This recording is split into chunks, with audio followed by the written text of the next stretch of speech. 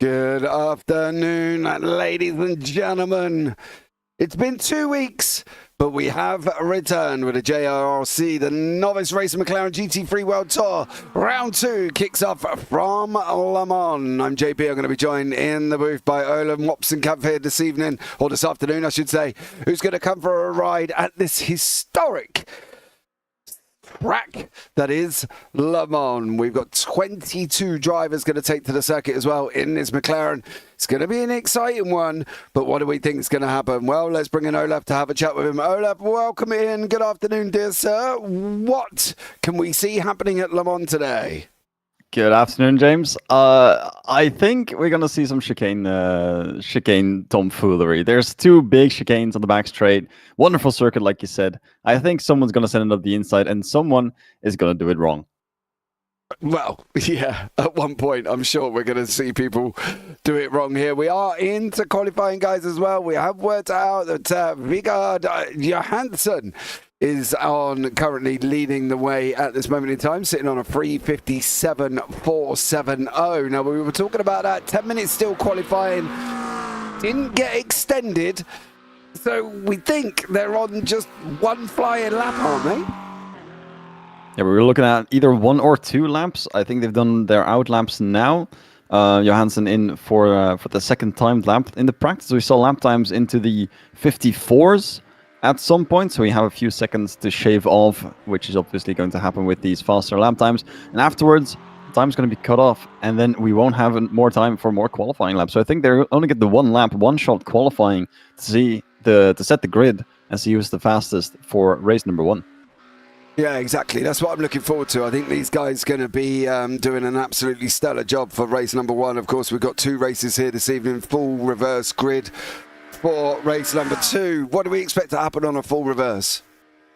On the full reverse we saw last week out, some pretty interesting stuff happening. Of course, one of the AMs was in P number 4, and then 3 pros on the podium, which had to start all the way last.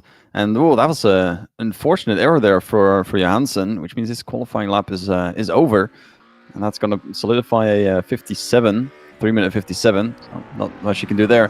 But we saw a lot of action with the pros trying to cut their way through the AMs and the pro-AMs on their way up, because everyone who starts last, who finishes last in race number 1, gets to start first in race number 2, get a good chance. And that's, of course, something that we saw last week as well. One of the AMs, or a few of the AMs, holding on quite well out in front for quite a long time at the Imola track, which was difficult to overtake at. I think it's going to be a bit easier this time around, but we might see some AMs give it absolutely everything to keep on their front position. Yeah, I think so as well. Well, Luke's in YouTube chat. Welcome in, Luke. How are you? Thanks so much for joining us.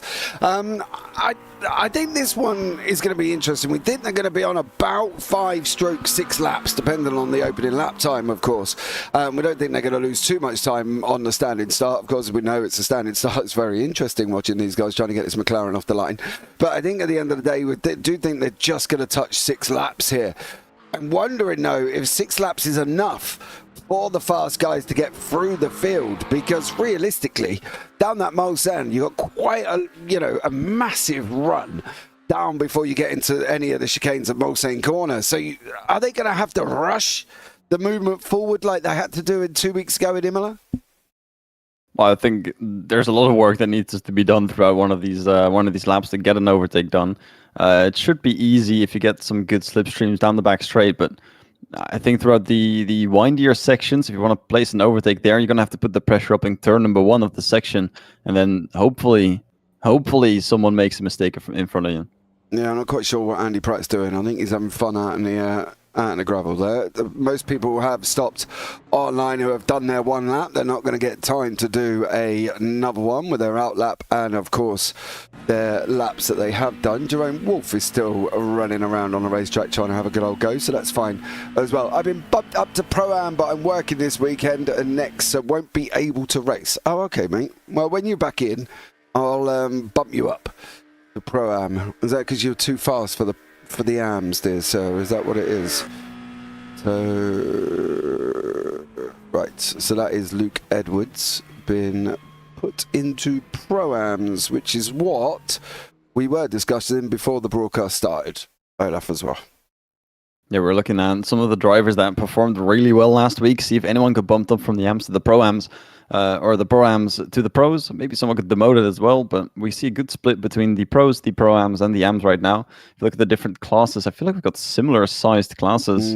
At the moment, we have 1, 2, 3, 4, 5, 6, 7 Pros, 2, 4, 6, 8 Pro-Ams, and 7 AMs. So these are perfectly split classes. In terms of numbers, and hopefully it'll be on skill as well. Yeah, see Tommy Botero's back this week out on pole position with Francisco Lesser sitting in second, Major Castleman in third with Ian Knox fourth, and then Vigard Johansson in fifth, then Thomas Weston sixth, George Metakos and Yanis Theophanopoulos every time in 8th, Andy Pratt in 9th, Garrett Kinney in 10th, Stuart Britton in 11th, and Eric Orchin leading the AMs in 12th. Then behind that is Gaetano Chedere, Hayden Brennan, Parker Enquist, Jerry Werner, Jerome Wolf, Reese Bartlett, David Taverner, Nick Green, Mark Miller, and Timmy Wybrow down in 20 seconds. So 22 cars out on the racetrack. Let's see what's interesting and whether or not Tommy Botero is going to be able to take his maiden win, because his first race of the season wasn't here last week. So ladies and gentlemen, hold on to your hats. Let's see what goes on at Le Mans. It's gonna be, I think, as they are going into race number 1, it's going to be interesting to see how fast the draft's going to be going down the back straight down the Mulsanne, but you never quite know what's going to happen. Okay, ladies, gentlemen, boys and girls, 3 lights, 4 lights, 5 lights. Round 2, race 1 is green, green, green. Somebody did not go anywhere, and Castleman did not get off the line whatsoever. He drops all the way down and is still dropping down now. Lesser takes the lead as they start heading out into Dunlop for the very first time here with 19 minutes to go. Francisco Lesser takes the whole shot into the first chicane through the left. He gets the job done through the right. Gets done as well. Patero knocks side by side on the exit. Hayden Britton look like he's had some drama for the first time here currently as well at the moment. But it's going to be that first run. We've got Patero Knox still side by side into the left-hander. Now we've got a right. It's a big long run out of Tetra Rouge here, Olaf. It's going to be a battle of who's going to get the draft.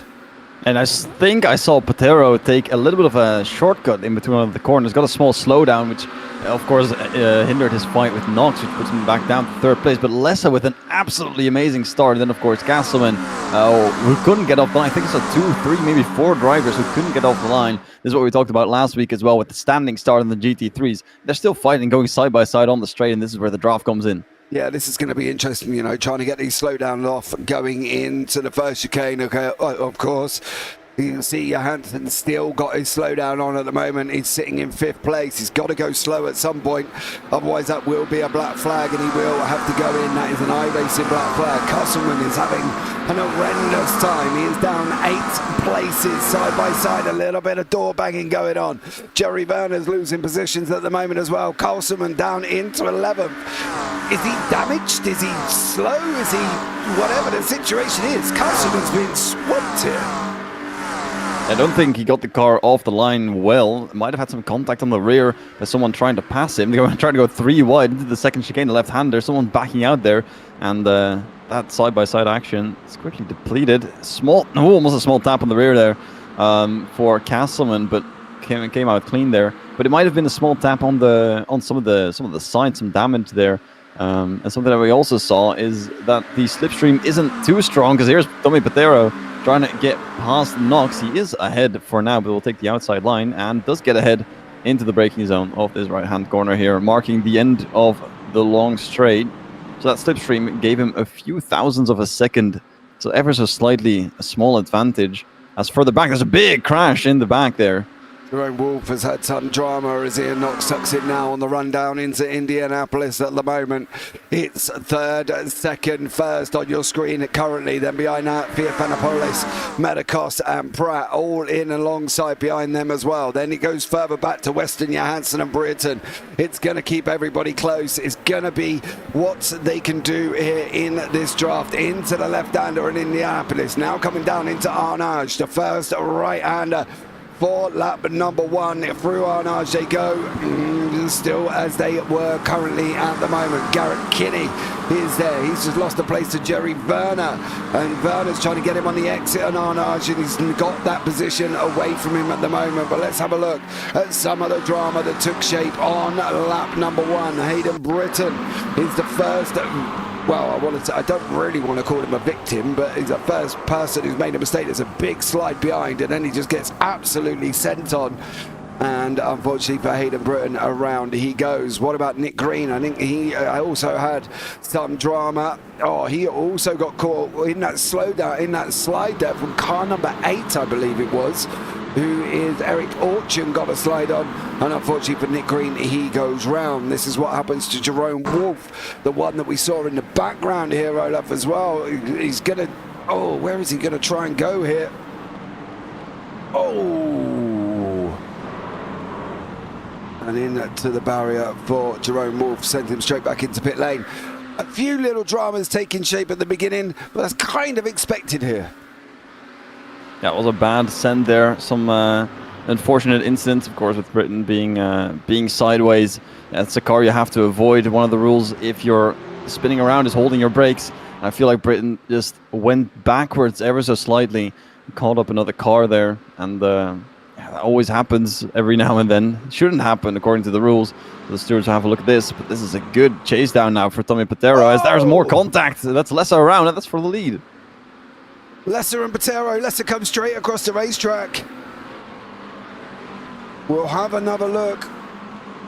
How did that actually take shape there as well? Oh, he got out of control. Gets the slide on. Oh, he hits the curb. It didn't. Patero didn't do anything. Lesser did it all on his own. He hit the curb and unfortunately sent himself round back into pit lane. Patero now out in front, not sitting in second.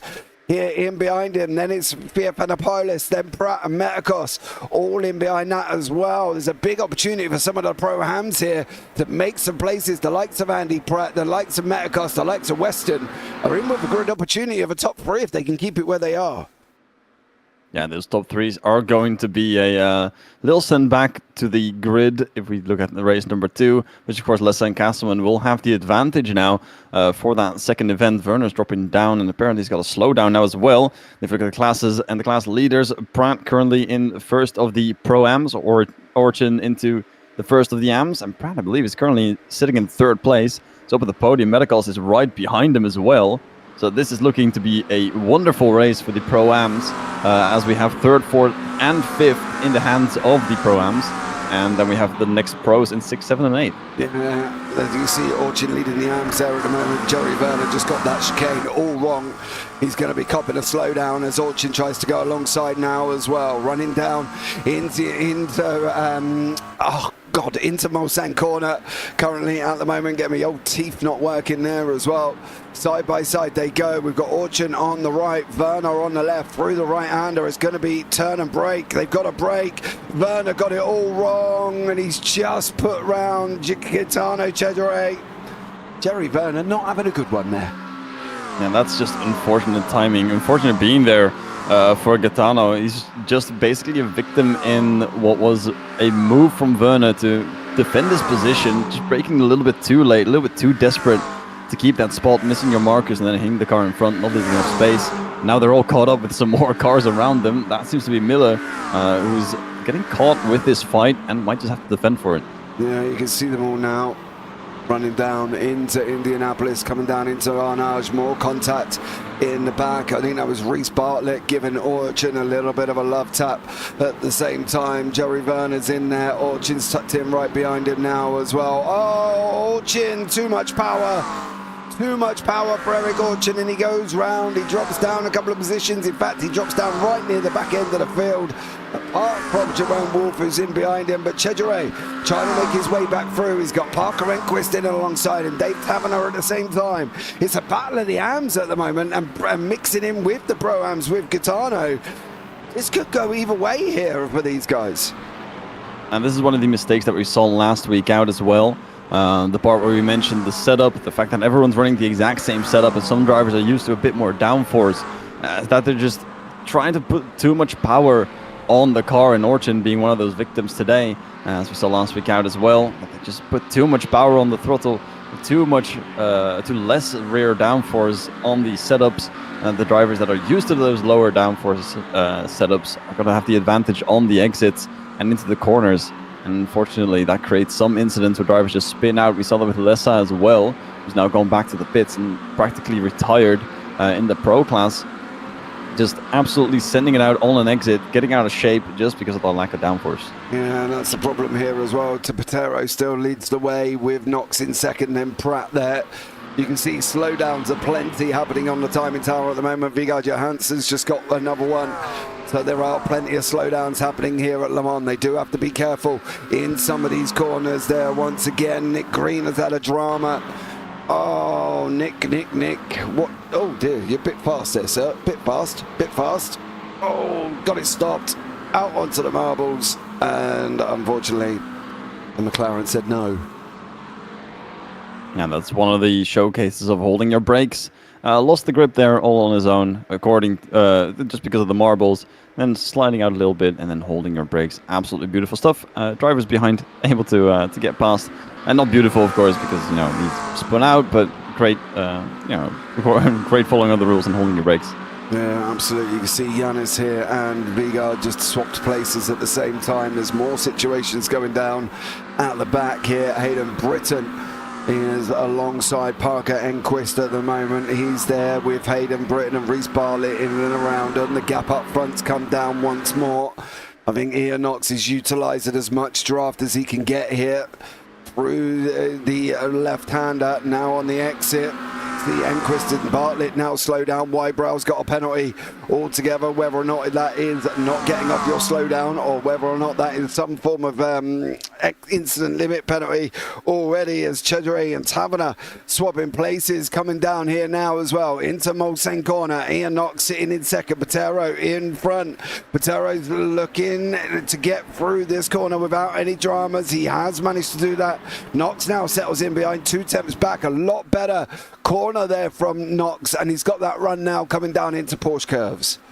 Yeah, that's the draft usage here. You see the timing just going down, and Patero is looking to go into a defensive move. It's a long straight here. The delta's going down. That's a good corner there from Knox. Like you said, great usage, and then for the next one, he's going to have a look. Yeah. Coming down into Indianapolis now. Knox has got that inside line. The door was slightly left open. Into the left-hander in Indianapolis. Short, spurty run up into Arnage, the right-hander, of course, before we go into the twisty section of the Porsche curves, the Corvettes, Maison Blanc and the Ford curves later on, of course, before the start-finish line. But you can see Knox now putting Patero. He's coming closer and closer. It's kind of a battle of it's kind of backwards and forwards here. Knox is quick at certain points, but Patero just seems quicker where he needs to be and manages to hold on to that position. You can see all the way through the sectors. Patero has got sector 3 and 6. Knox has got 2, 4 and 5. And we saw a little bit of a let go of Knox. He was within a tenth even at some point, and then Patero held his ground, didn't go defensive because that's a fast right-hander into a very slow left-hander. If you want to go defensive there, you have to shoot it through that right-hander, but he had the space, he held his ground, settled in on the right side of the track to go towards the apex on the left, and Knox just let go, and now the gap's just around, dancing around the second, and that's amazing stuff there from Knox to, see possible problems coming up, but even more amazing for Patero to hold his ground and not budge under the pressure that Knox is putting up. Yeah, you can see 3:55 for Knox. Patero was quicker on that lap, of course. You see Wybrow still got his penalty. He's got another slowdown. Castleman's got a slowdown as well. He's ended up all the way down at the back of the field. Major Castleman, he clearly has got some form of issue going on in that car.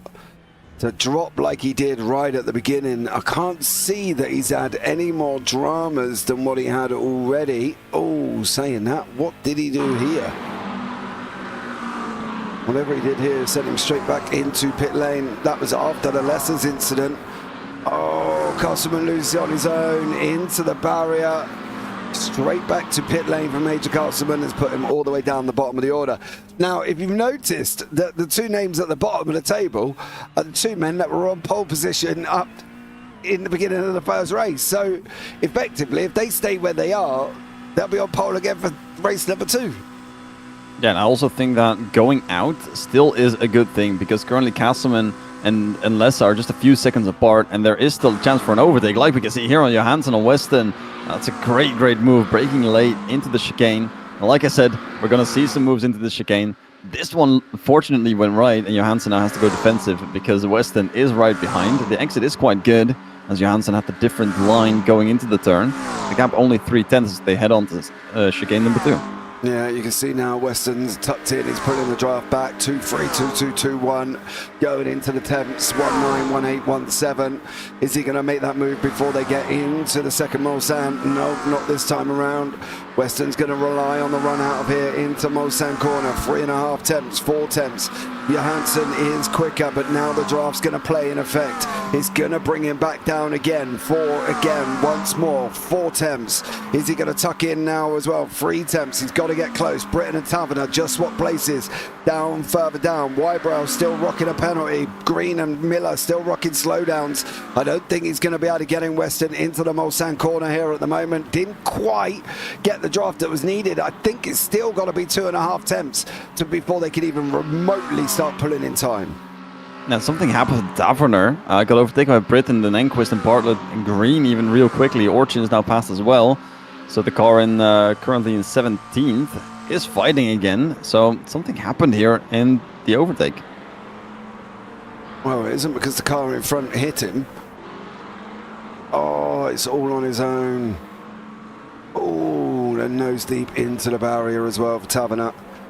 Lost it on the power once again. Great overtake though by Britton, and then absolutely smushed it on the power. That car looks kind of damaged as well. Johansson in 6th place now as Weston smooches on past. And oh, that's the up and overtake. That's the retake for Johansson. Let's see if he can keep it on the straight. Small tap there on the rear. He keeps it straight, keeps it going, but he loses so much time on the straight as Weston's car is fully intact. Johansson got some major aero damage, and he's dropped back now, and there goes his front bumper. Yeah, just shot off there. He's still straight on steering, but he's going to be hitting that wall of air like an absolute trooper at the moment. At least he'll keep his feet cool, if nothing else, on that one. He's at Weston now, half a second out in front. I'm not even sure what that happened, to be honest. But then again, Nick Green's got a penalty. Wybrow's got a penalty as well. Jack's in YouTube chat. Good afternoon, Jack. Hope you are well, dear sir. Parker Enquist has also just had some drama further back. They're getting more and more spread out now. What did Parker do here? Oh, dude, you're too powerful. Gonna go round. There we go. Too much power that seems again. To be a theme. Gonna see a lot of drivers now just trying to hold down that power, which unfortunately isn't there. Johansson is keeping with it quite well, even though the lack of front of the car. I was gonna say lack of front aero, but his entire front of the car is wrong. He's keeping with Weston quite well. Has a slowdown, so might have breached some track limits a little bit further back, so he will have to lift off a little bit before he can catch Weston, but he is still within a second, and we see a few more fights. Green now as well within a 10th, currently in P18, gets the overtake on Taverner. That's a little send down on the inside. That's a good job done in this final part of the track. This is going to be interesting, you know, because Green is rocking a penalty. Now, in iRacing, they only have 3 laps to take their penalty. If they don't take their penalty at the end, they're going to get a 40-second time added onto after the results. At the moment, Green has not taken his penalty. They're going to have 1 more lap left, I believe. I don't think Patero... Oh, that's 3 minutes 7. Oh, this is going to be really, really close, whether or not there's going to be 1 more lap here. Patero can, if he wanted to, slow it down just a little bit. Britain's now got a slowdown as well. You can see from that one. But if this is the final lap, Green's going to get hit with a 40-second penalty after the race. And that's just from iRacing. That isn't anything the league's doing. And that's also why Wybrow went into the pits now to take that penalty, as he is currently in the pit lane. And Patero can slow down to maybe give us the final lap now, but with the 2.5 seconds he has to Knox, I think he's got to wait a lot more than that, because if he runs 54s, 3-minute 54s, he has about 20 seconds if we count away the standing start. He's got about 20 seconds that he needs to slow down in order for this to be the final lap. He's got Knox 2.5 seconds behind. 5 seconds further back is Andy Pratt. He's going to be falling all the way down to P8, right behind Brereton if he wants to make this the final lap. And then, of course, Knox will be first, and it'll still not be the final lap. So he's got nothing really to do besides just drive as quickly as he can towards the line, maybe take one more lap. And Green is basically betting on that, maybe calculating on that one, see what he can do now on the track. I don't know if he's going to have enough time, you know. I really do not know if he's going to have enough time. That's 20 seconds gone, and that's from Mulsanne Corner down into Indianapolis. There might be an issue with fuel if he goes the extra lap. That's what I'm wondering, Jack, because he's taken him 30... 33, 34, 35 seconds just to get into Indianapolis. It's going to be another 10 to 15 just to go down to Arnage. And then that run through, I don't know, Olaf. I think this is going to be about as close as it's going to be here if this goes this extra lap. Well, he only has a quarter of a lap remaining. The lap times are less than 4 minutes. He has more than a minute left, which means that a quarter of a lap is less than a minute, which means that he should be able, theoretically, to reach the timing line and get that extra lap in.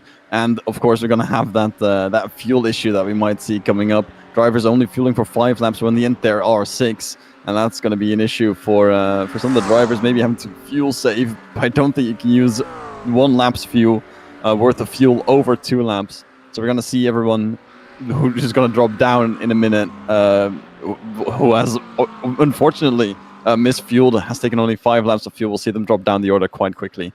There are only 30 seconds remaining, and I do believe we're going to get that extra lap.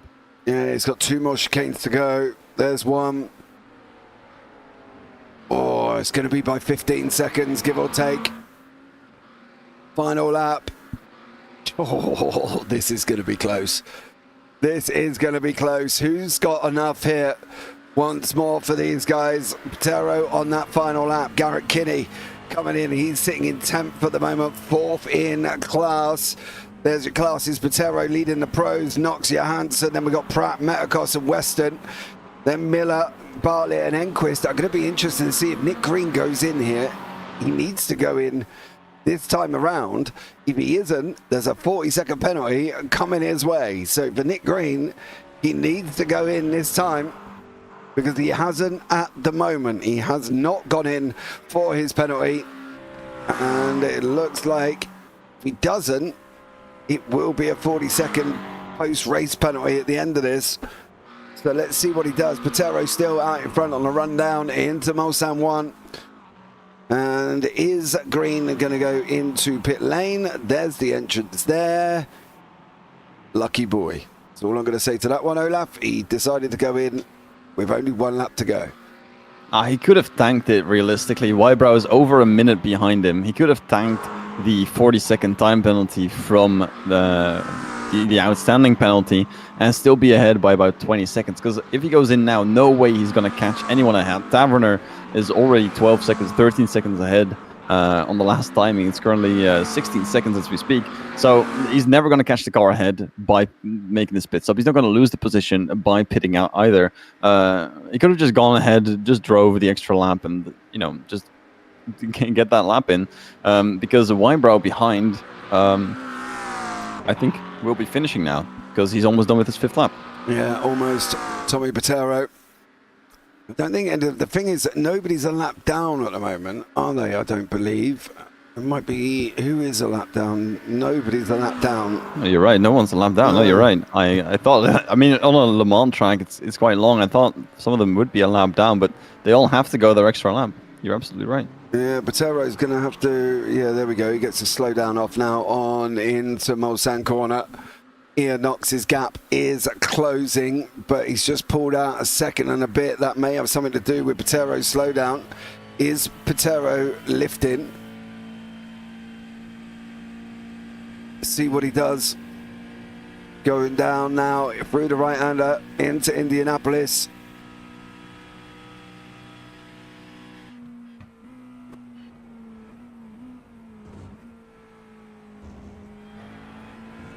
I don't believe he is.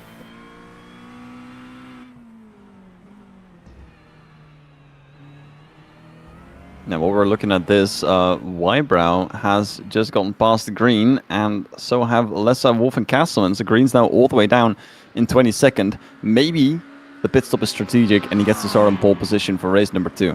Maybe it was all strategy. Maybe. I don't know if Nick Green would... Oh! Theophanopoulos has just gone round there, unfortunately. That was a nice battle taking shape with Stuart Britton.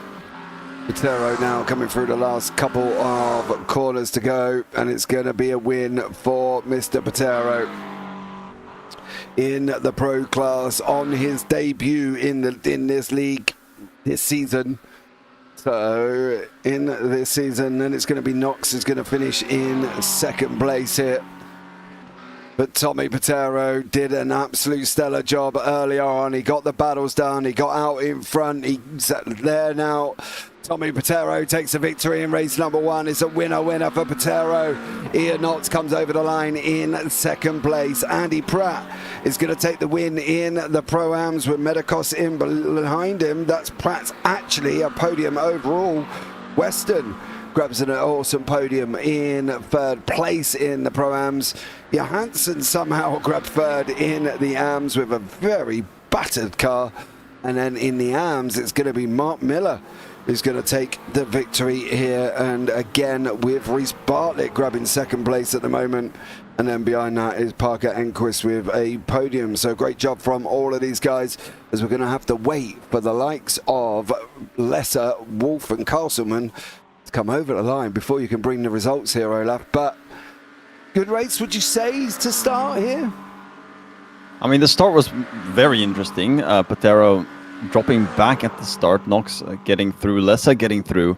Unfortunately, Lessa with an incident, dropping all the way back further down. It's going to give us some good prospects for next race. But Patero, great effort to throw himself back up into 1st and winning by a good margin, just over 3.5 seconds. Great effort as well from Johansson to still keep that pro podium in 6th place overall, losing 1 position in the end from his starting position. Even though his entire front of the car was damaged, his last lap was a 3:56, which was his fastest lap overall, which is quite a good stuff from such a damaged car. Castleman here, right at the back end of the field. That is Jerome Wolf. Now, is Castleman going to go past Wolf, or is he going to allow Wolf to stay in the position he's in? 40 degrees centigrade track temperature, and that's very, very hot indeed. As Castleman's now tucked in right behind us, these guys are going to go through the run through Porsche, Corvette and Ford at the end. And then we'll go into race number 2 after a 5-minute warm-up. And at the moment, just waiting for Castleman, who is down 18 positions, Olaf. He clearly had some dramas, bar the incident that obviously we saw. I think he dropped 6 places off the line. Yeah, his start was absolutely rubbish. I think he just couldn't get off the line. Either a slow reaction or a stall, maybe even, as he's trying to put the moves on Wolf. That's a really good overtake there on the inside. If he can make it stick, gets ahead, and that's going to cost him a position on the starting grid, but will put him on, I believe, the left-hand side of the grid, because he's now going to be starting in 3rd, 20th overall.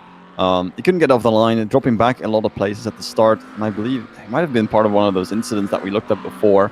So he's going to get 3rd place on the starting grid for the next race, which is quite fortunate for him as well. Absolutely. So let's bring you up the results from race number 1.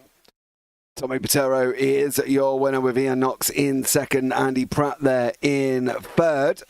And then it's George Metakos, Thomas Weston, Vigard Johansson, Stuart Britton, Yanis Theophanopoulos, Mark Miller, Garrett Kinney, Gaetano Cesare, Hayden Britton, Jerry Werner, Reece Bartlett, Parker Enquist, Eric Orchin, Dave Taverner, and Timothy Wybrow. So great job from all of them guys. Francesco Lesser, Castleman, Wolf, Nick Green will be on pole position for race number 2. People, Jack is telling us in YouTube chat, 0.2 to 0.6 of a lap left of fuel at the end. That means that everyone has prepared for that extra lap. They probably saw the practice lap times and the qualifying lap times and knew we probably are going to get that 6th lap. Probably calculated those 15 to 20 seconds as well that Tommy Patero had towards the end of that fifth lap or that sixth lap. So they knew they were going to get that extra little bit of driving towards the end of the race, and then overfueling a little bit is always a good thing. I'd rather overfuel by half a liter than underfuel by 0.1. Because if you underfuel, you won't make it to the finish line, or you have to lift somewhere where you want to be fighting for positions. Whereas half a liter extra fuel is not really, it's going to slow you down, but not as much as having to lift off and coast for fuel saving. Absolutely. Well, let's see what happens in the full reverse grid here. We're going to have some very fast people at the front, Lesser and Castleman to name two. Some may say that was tactical. What do you think? Do you think that was kind of on purpose? Well, I mean, I don't think anyone goes all the way to the back of the grid on purpose, especially on a track like Le Mans. It's always fun to drive and it's fun to have competition. Patera and Knox doing just that, just having some good old fighting out in front. I don't think Lessa or Castleman, for that matter, got those mistakes or those incidents on purpose to be able to start on the front of the grid for race number 2. Because why do that?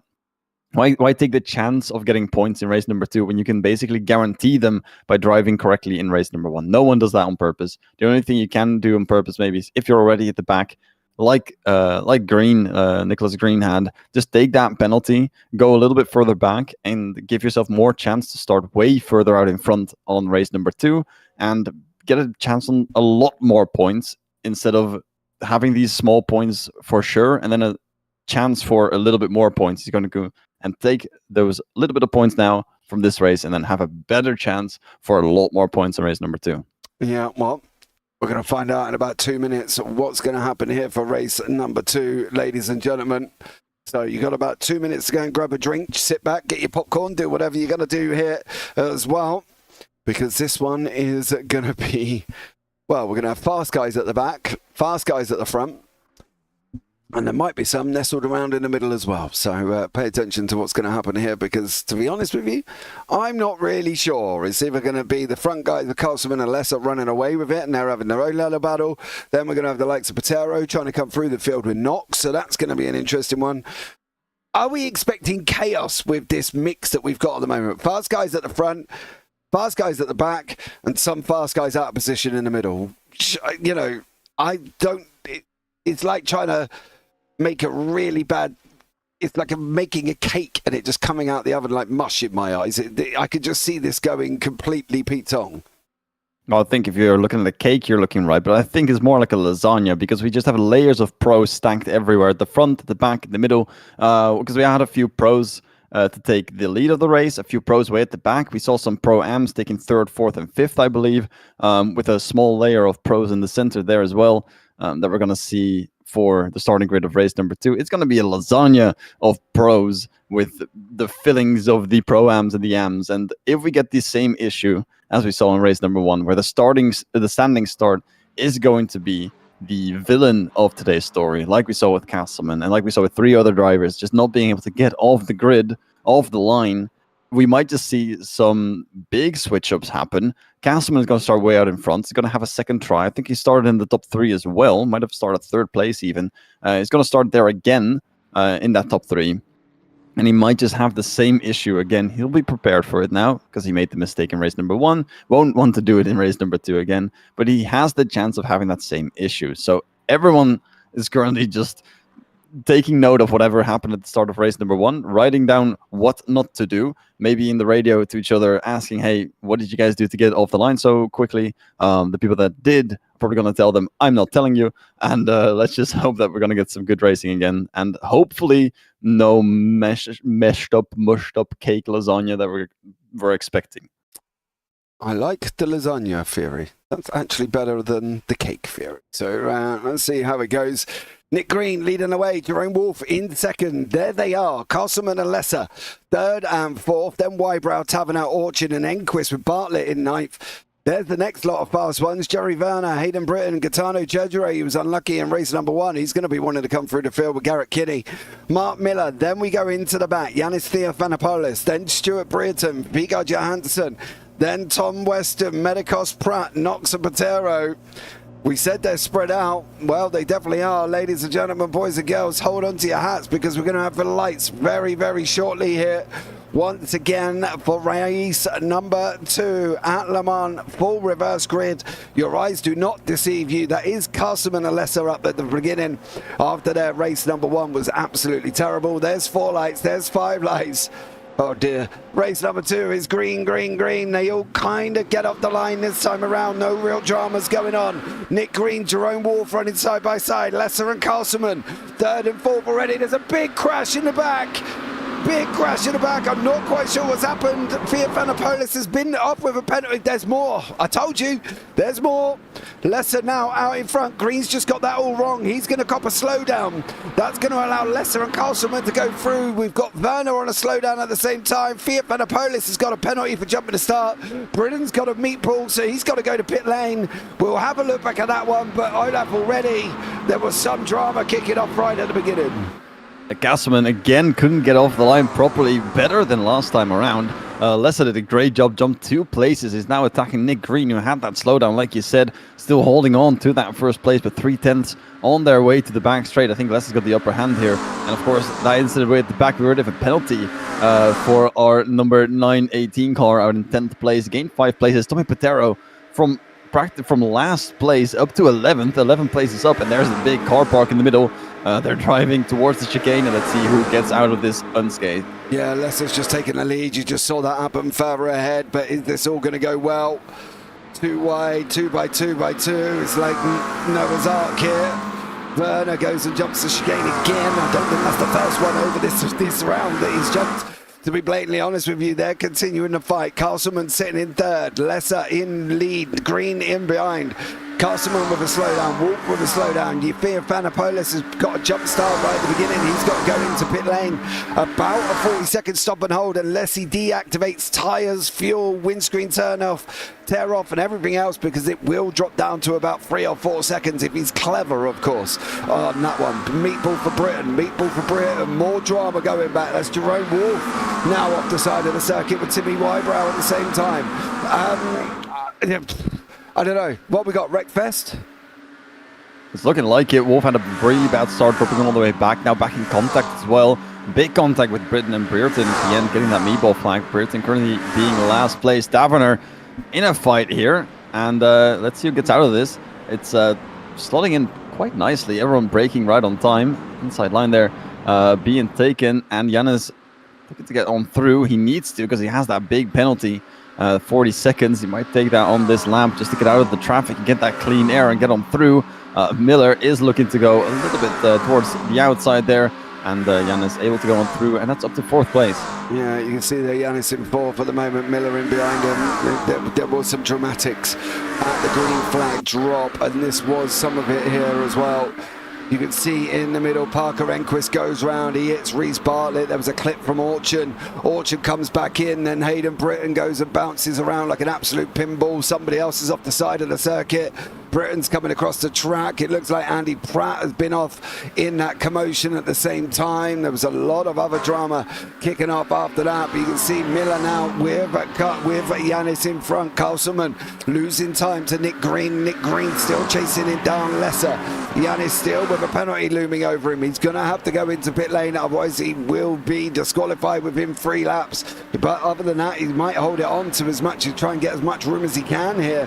But that start, was that just cars coming together 2 and 3 wide when they probably shouldn't have been?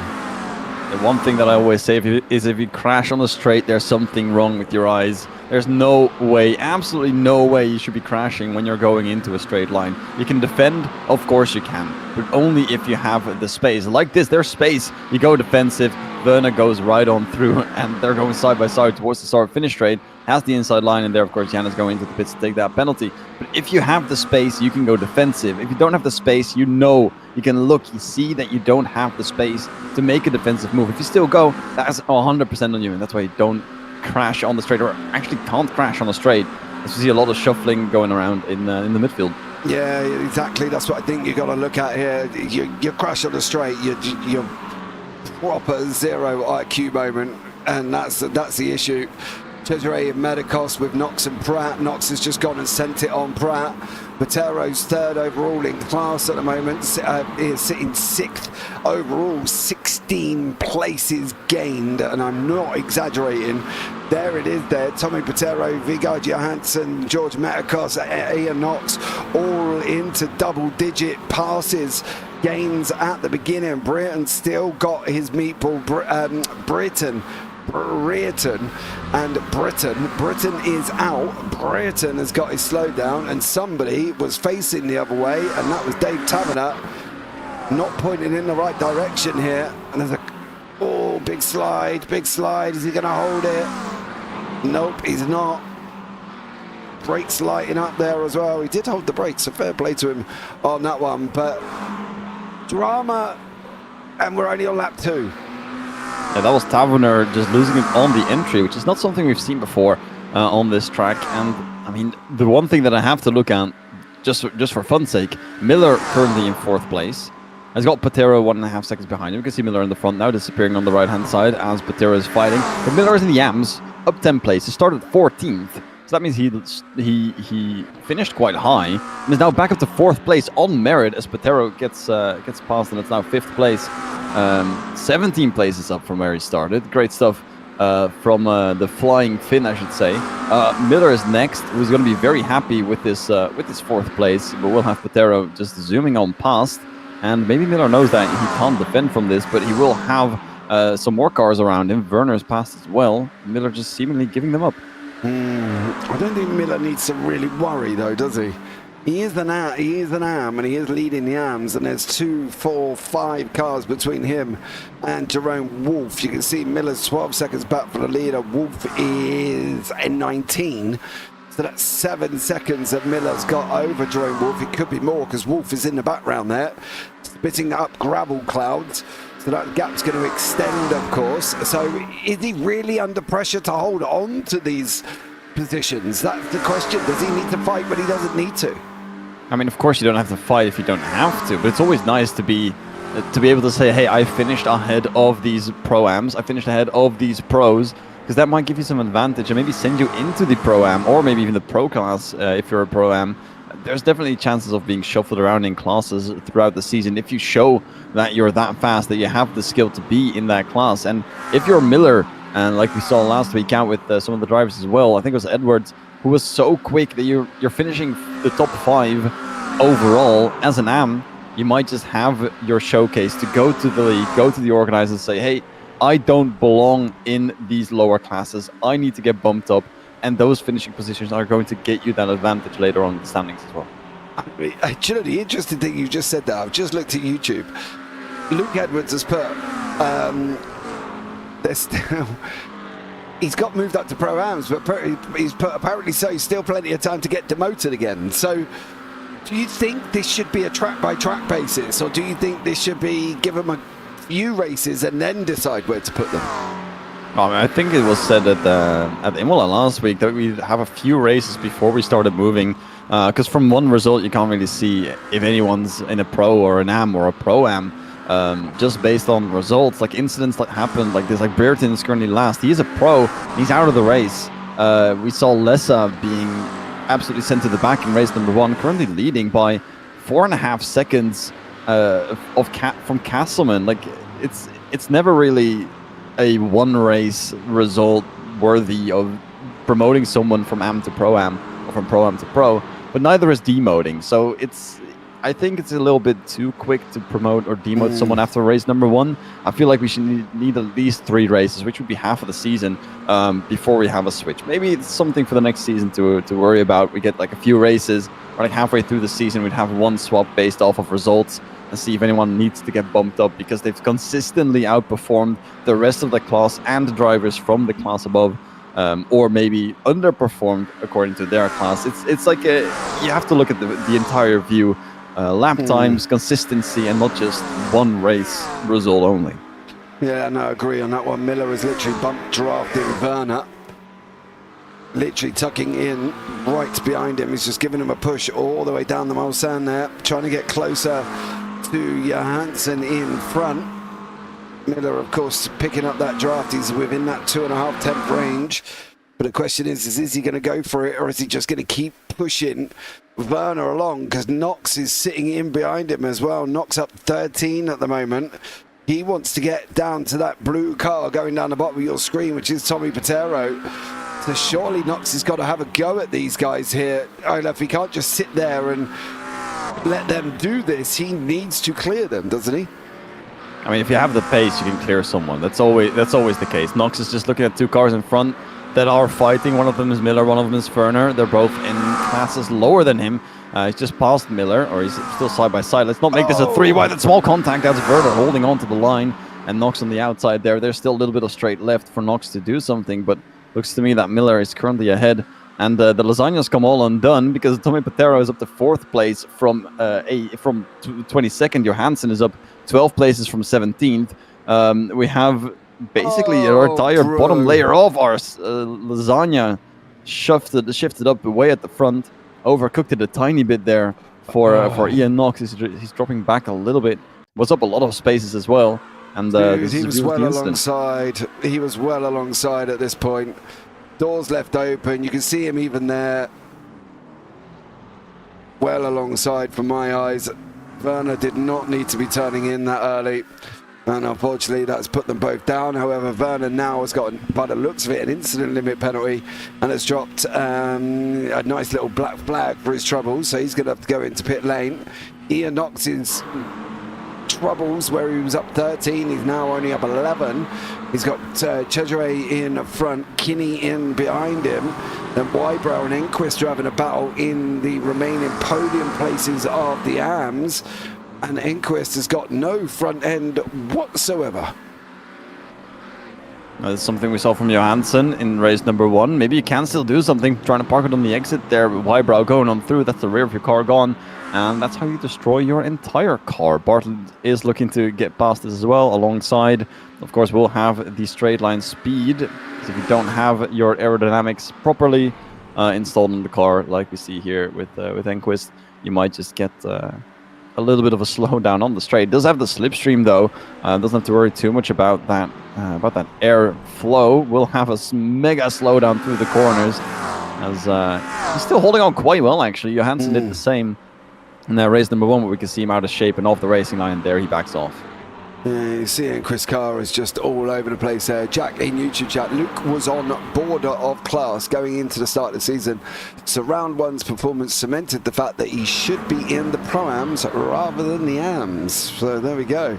That's from, of course, the organiser himself, Mr. Jack Ashton, as Reed Bartlett just gets that all completely, utterly wrong, loses places aplenty.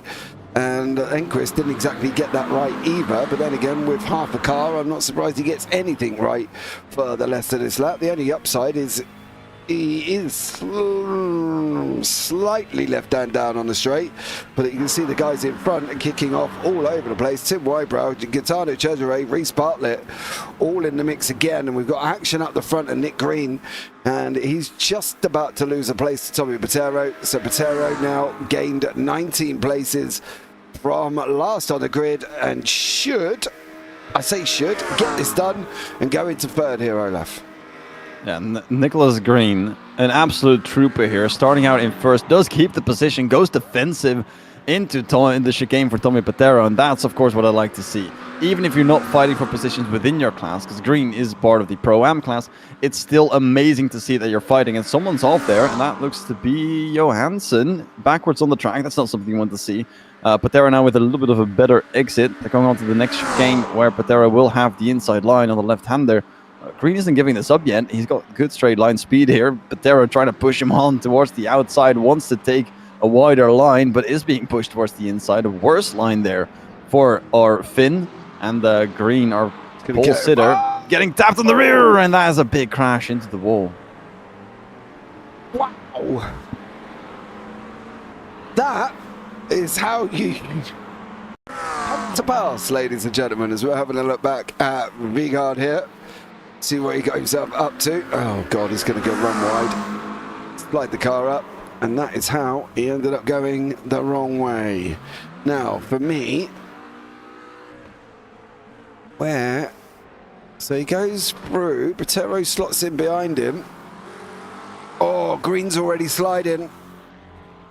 He was already sliding there, Olaf.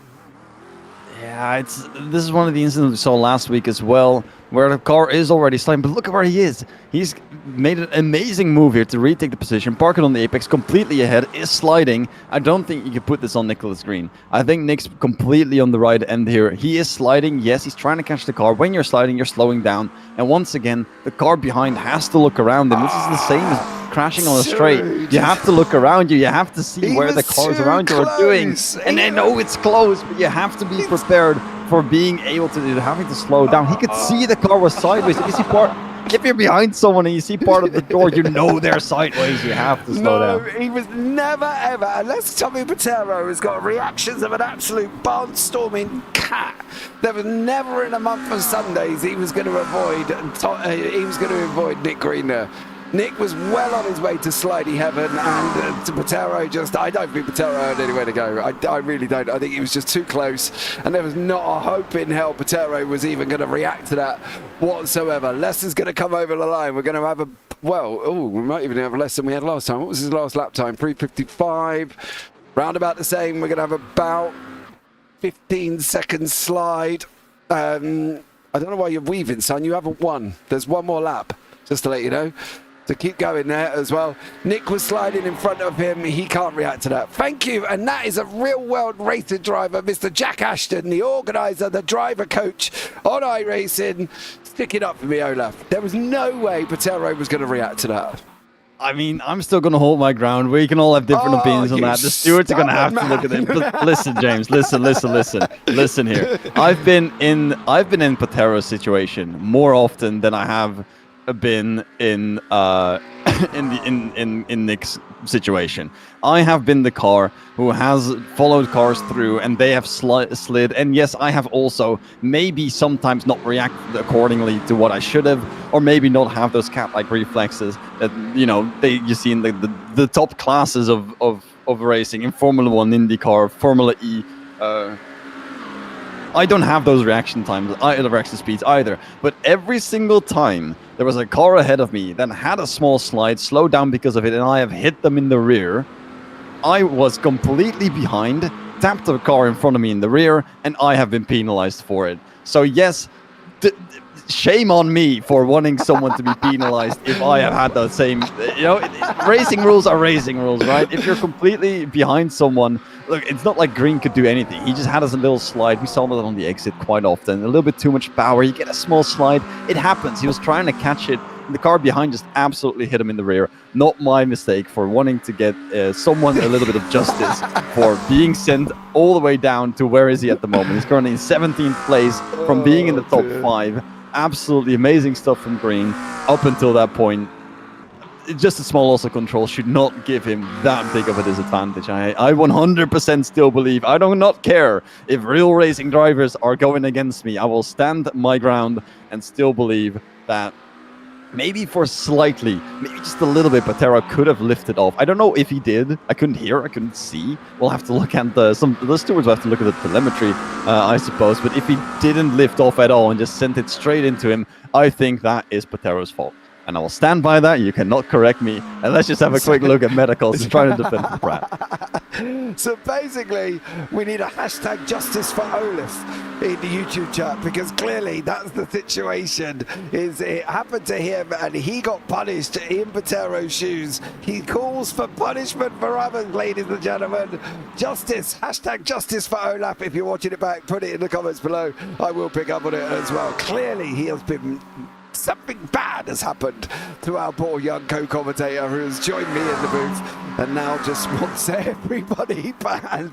There you go, Jack. Well done. Hashtag justice for Olaf in YouTube chat. Kick it off here as well. Pratt's going to have a go now down into the right hand of Indianapolis. How's he going to get on? They're going to run side by side. Not this time. Metakos is going to hold on, but he's got in very, very hot there. Pratt's going to get him on the exit. He should get a better run into Arnage. He's looking around the outside. Can't do nothing once again, and you can see now he's got 2 more cars, and Miller and Knox closing in on him again. We're in that same scenario. 44 seconds to go. We think there's going to be one more lap here, Olaf, as well. But yeah, great action so far in race number 2. Yeah, there should 100% be one more lap. Lessa's almost at the finish line. There's only 30 seconds left. One final chicane basically to go. Lap number 6 is going to be started by Lessa, gaining 3 places out in front. Knocks through on Miller. Medicals lost the place to Pratt here. Is still going to be sitting behind. The 2 battles now unfolding. They only have one more lap to settle this, but if you look at the change in positions, if you can quickly throw that on the screen for all our viewers to watch, we see Lessa up 3 places, Castleman up 1, Patero up 19, Pratt up 16, Metakos up 14, and Ian Knox up 15 places. Miller up 7 as an AM. That's quite well done, even though he was still way out in front in the first part of the race as well. Johansson is up 9 places, and I think this has something to do with the fact that Britton and Brereton are out of the race quite early on in the event. Orchin, Taverner, Green, all part of incidents as well, dropping all the way back. But gaining this amount of positions is just absolutely crazy to me. Yeah, it is. Oh, Medicos got the last little half wrong. He's going to struggle here. Knox has got alongside him. It's good. And Knox goes through once more. One more lap to go. Medicos now going to try and come back at Knox. Your leader is on the run down through the first part of Mulsanne, coming into Mulsanne 1 before he goes on the run number two, of course, here once more. Timmy Wybrow having a battle with Weston Enquist. Green's got to slow down once again. And Drew Ogley impartially watching here, but Nick was sliding and didn't have control of the car. Nothing either of them could have done to avoid the clash. So there we go. What more could we ask for as these guys start the final little lap? Lesser out in front, Castleman in behind them. Not more you could say about these two, really. I do think that I can maybe sell for a racing incident for something like this. Nick Green got sent all the way back. If you guys punish Green even more for this, it's gonna be horrible. Maybe a racing incident. It's something I can live with. In the end, it's all unfortunate. You know, no one wants to have an incident. I mean, Britton and Brereton can of course attest to that, having finished 0.02 laps in total. They haven't done a whole lot in this race because of an incident at the start. No one wants to crash, of course, and Wybrow as well, having a little bit of a broken car, also part of an incident. You never want to be part of an incident, and I don't think even Tommy Patero wanted to be part of that incident either. So it's all just bad and horrible, and there it is, crashing on the straight once again. That's what I said you can't do ever, and that's a wheel that's not supposed to be there. That was Parker Enquist and Nick Green. Just had 2 0 IQ moments, and both of them literally copying each other. As Enquist goes in, oh, it's him again. And then they both go into a barrier. Okay, but James, can we take a quick look at the replay at this from basically a top-down rear view angle? Was there anything Nick could do here? He was just driving straight, and then Enquist just moving on. Look at this. You see here, you can see Green going to the right-hand side. He is there, and I mean, what is this? You're crashing on the straight. What happened here? Hold on, there is a little bit of movement from Green. There. Comes away. You're right.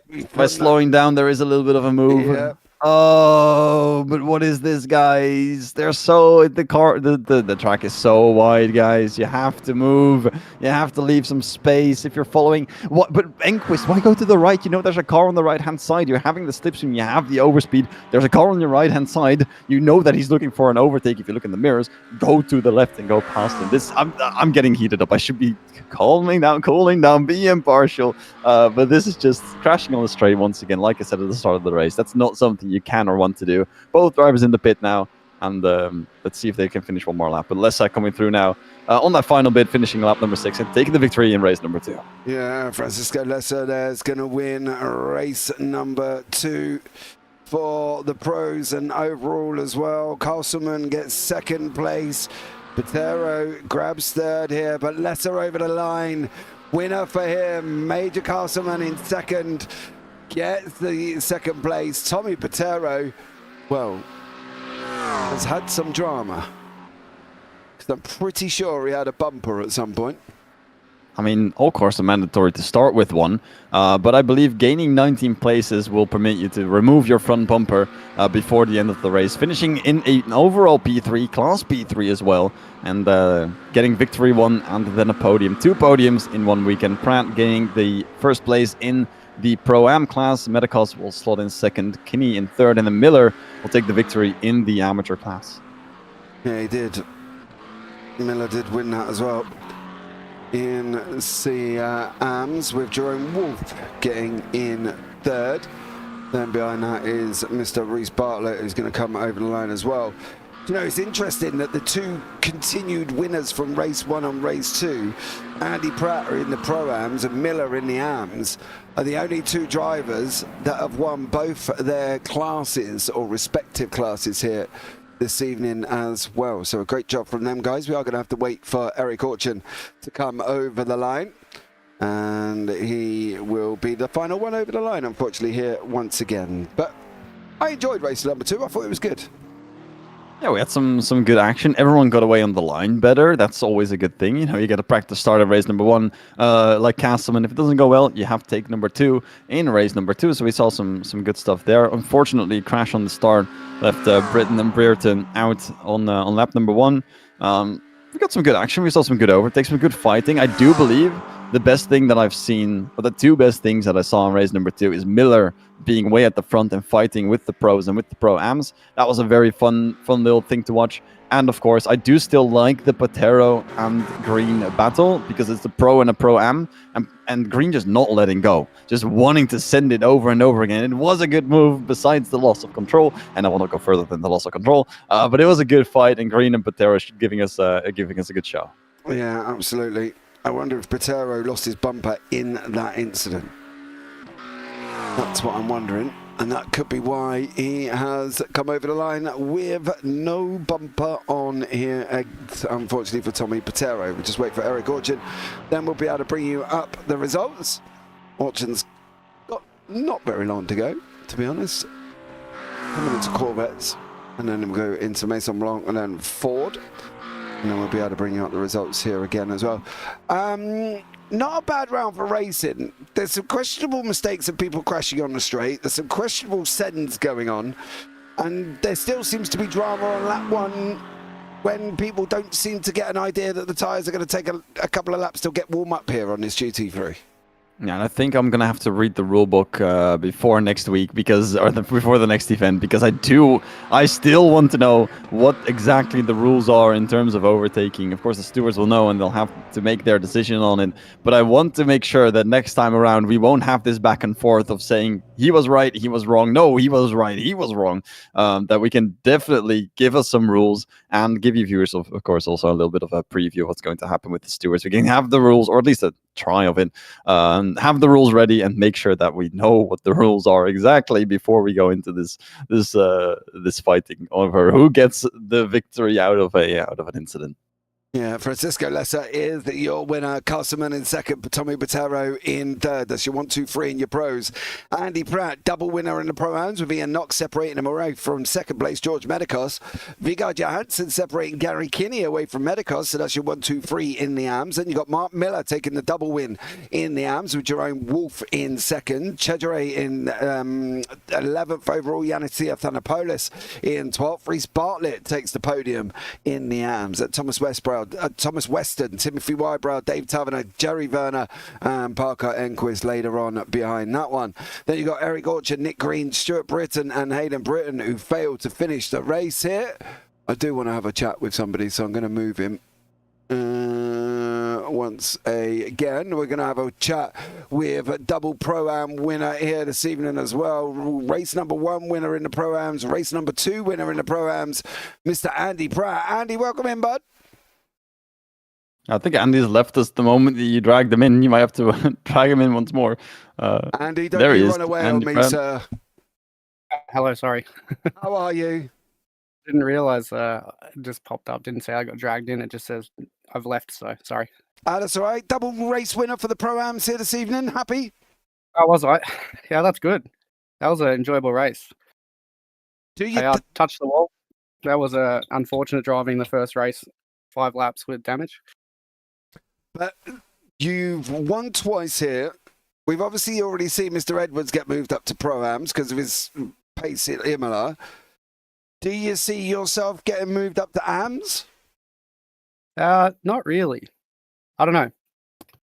Those guys are usually considerably faster than me. I think it's just the track I've raced a couple of times with different cars before, so I I think you might be right. LeMans does provide some draft action racing here as well. Andy, well done on your double win there, sir. Anyone you want to shout out before we let you go?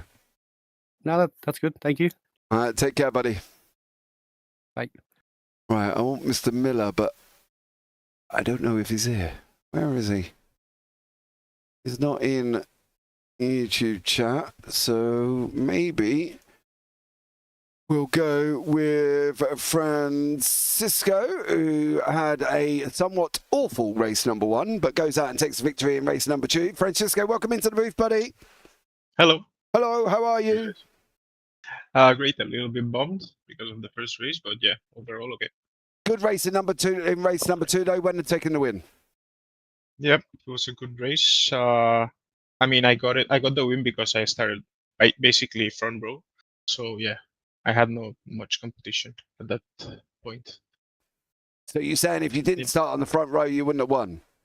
The second race, I doubted because it's really tough to overtake in this track. It seems easy because of the straights, but since there's like tow trains, it's really tough. So yeah, but I like my pace in the second race, so I'm happy. No, well done there, buddy, for taking that victory. Anyone you want to shout out before this? Before we let you go? Yeah, my team, Kion. They're a great team, great people, and yeah, hoping to get better with them. Okay, buddy. Well, take care, fella, and we look forward to catching up with you next week. Thank you. You too, guys. Bye. Now, there you go, Olaf. Another interesting round this week, of course. Join us again next week as we head to Daytona Road Course for a night race. Olaf, surely that's going to go cleanly, right?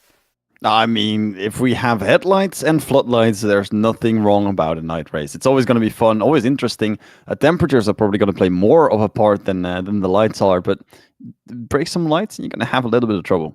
Absolutely. Right, guys, don't forget, join us next week for round number 3 as we head to Daytona for the night race. Don't forget, join us after this as well. We've got some OGRL action coming up once again with myself and Tom Kent. So join us for that one as we're heading off, well, to Indy Road Course. So that should be fun on that one. I've been JP, I've been alongside Olaf Waspenkampf here this afternoon, I should say. And as always, take care, have a great week, and you never know, we might see you on the track sometime.